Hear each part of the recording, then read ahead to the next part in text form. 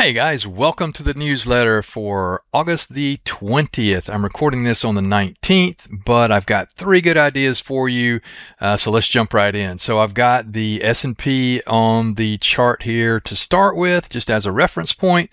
We hit the new all-time high last week. I believe that was on Thursday.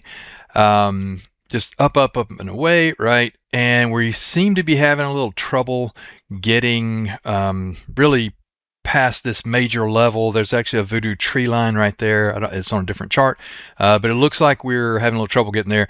I could easily see us pulling back to this 20-day moving average or the 50-day. I don't really see us going back this far down to the 200, but we could come back down and test some of these levels because we're coming out of earnings season. There's not a lot of catalysts right now. There's no Fed meeting in August. We do have a Jackson Hole summit coming up, but no Fed meeting, so no earnings, no decision from the Fed, things like that. Leads to a slow market, and again, this thing looks like it may want to pull back. So, and we've seen some violent pullbacks, violent moves up and down, right?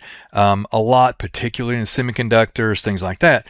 So what I want to do with the three stocks of the week this week that I've got for us, I want to kind of go old school, right? And go something that we see this sector rotation that happens very, very quickly, right?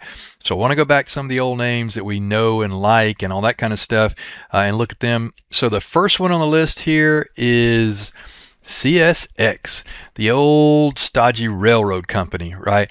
Now, it's funny, I've traded these railroads for 20 or 30 years. They've always been pretty stable, pretty consistent, pay a little dividend, have a little growth.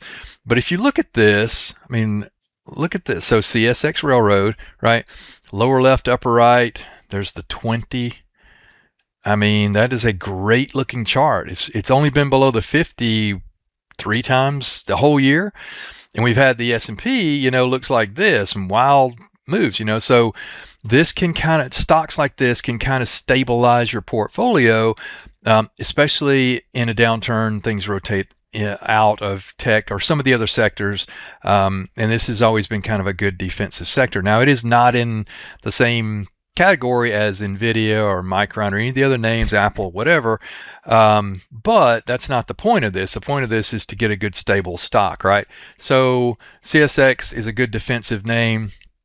So the earnings growth and sales growth on any of these defensive names is going to be a lot less than you would see in some of the aggressive growth names, especially tech type names. But the profit margin on CSX is 20.5% profit margin. That's pretty strong, right? It does have a dividend of 1.1%. You can see the yield right here, 1.1%. I want to highlight this because that is coming up on August 31st. You could still get this dividend as long as you buy it and it settles before 8/31.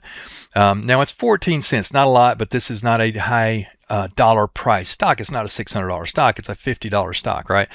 So 1.1%, and this dividend, increases over time. So that is a good pick. The RSI is about 45. I like this. Again, this is a good candidate for a collar strategy, maybe selling naked puts. I've done that for years on this thing, selling naked puts and doing the wagon wheel approach, things like that, covered calls, things like that. So put that on the list as your number one stock, or they're not in any order, but that's the first one we're going to look at. The second one, again, I'm going old school here. How about this? Let's look at Coca-Cola. I mean, look at this. This has just been, the 1 year chart here. Let me get my drawing tool. Lower left, upper right, just what you want to see, right? There's the 20. We're steadily above that.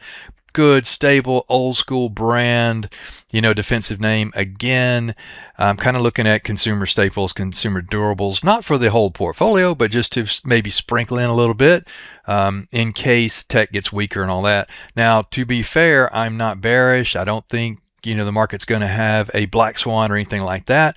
In fact, I think we do rally into the end of the year. So, these names will rally alongside those. It's, both these names, CSX and Coca-Cola, have moved higher all year long, with the market going up or down. So they're good names. As a point of reference on here, I went back. I actually highlighted this stock. I did a class several months back, and I highlighted this stock in particular, and we did a 10-year chart on it. Look at this. So this is a 10-year chart on Coca-Cola. You see our zone there, high to low. We have stayed for 10 years. It's done nothing but go up. That's why when you look at your 401k statement or an institutional portfolio, they're going to have some Coca-Cola in there. Those type names, right? But we're breaking out here. This is a really good sign. Maybe the next 10 years the zone is up here. So like that one a lot. It has an RSI of 48. Profit margin on Coca-Cola is 27.1%. That's crazy. Very, very good. Again, if you look at earnings growth and sales growth, they're not going to knock your socks off like some of these names I've highlighted in the past that have 300% sales and earnings growth or 600% or something crazy like that. But you're also not going to get that wild swing volatility. So consider that one as well. The third one, I just have to put it in here. We have to go back, get a little bit of exposure to oil, Occidental Petroleum here. Now, Oxy, I've highlighted over the last, year or so, a lot of the names, especially the little smaller cap drillers and oil service companies, things like that. Good place to be. Everything that's going on in Iran and the Strait of Hormuz and all that kind of stuff, these stocks going forward I think should perform better, I believe.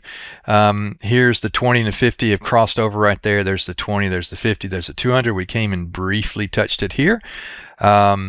Great looking, straight up, kind of pull back, going back up again. This is another one that, over time has always been a pretty good stock to be in. So we do have a dividend coming up out here. Let's take a look at it. So on Oxy, we've got 1.86%, a little bit better. You would expect that on an oil and gas. They're one of the largest producers in the United States, and they're an international company. But 28-cent dividend goes X on 9/10, so you can still get this one as well. Again, we could come in and sell naked puts or covered calls or a collar, perhaps, things like that. Catch the stock, catch the appreciation, catch the dividend, things like that. I like doing that. I've done that for a long, long time, and I talk about that a lot in a lot of the videos that I do. But Oxy is pretty solid. So profit margin for an oil and gas company, 9.4%. Pretty good. Forward P of about 10.1, RSI of about 64. It does check all the boxes, so I do like that. And again, that is another one that would be more, I would consider obviously it's an energy stock, but it's I would consider it more in a defensive name or a stock that a rotation if some of these high flyers do continue to come down. So those are the three I have for you today. I hope that makes sense. Hope it helps. Take a look at those, see what you think. I hope you got the Apple that I highlighted in last week's video. It has really, really turned the corner here and started moving on up. We're about to clear. We cleared the 20 actually today. Really nice move today, up 2.19%, $6.80. So good move. Hope some of you got that. But let me know if you have any questions or comments, and also check out my YouTube channel. And if you're seeing this actually on the YouTube channel, check out and subscribe to the newsletter because it works both ways, right? But also come join me in the live trading room, and we do this stuff every day. So thanks for the time, guys. I appreciate it. Let me know if you have any comments or questions, and I will talk to you guys and see you in the next update. Thanks. Take care.